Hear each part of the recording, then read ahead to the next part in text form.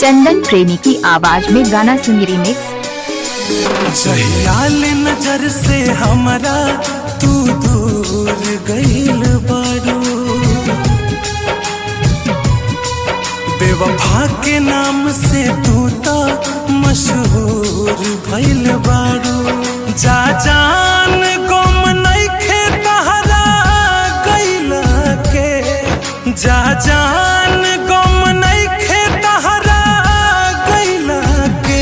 गम तने बा जिंदगी में दिल तोहरा से लगैला के, गम तने बा जिंदगी में दिल तोहरा से लगैला के। इलाका किसी का हो धमाका डीजे चंदन का होगा।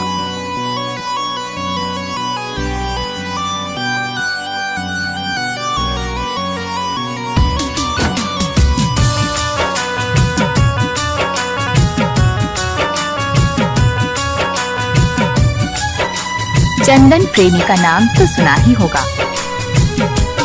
तड़पी प्यार में जैसे मछली तड़पे पानी में, दिल में दिल उतर दिया सन भरल जवानी में।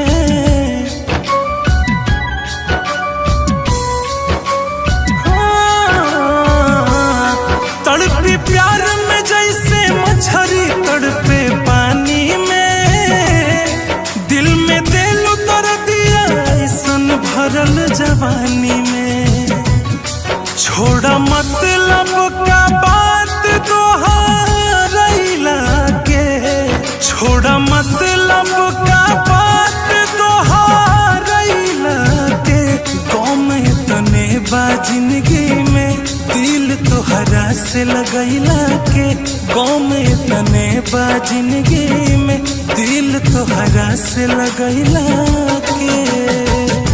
डीजे चंदन का मोबाइल नंबर संपर्क करें 62 029 96 512।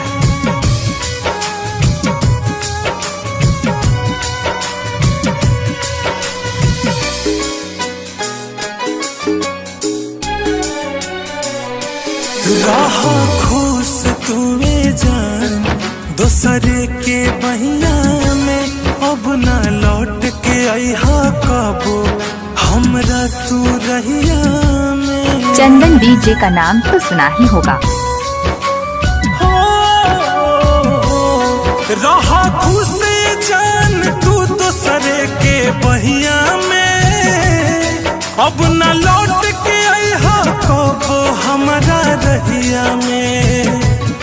का मिलल आलोक कुंदन के भूलैला के, का मिलल सूरीला के भूलैला के।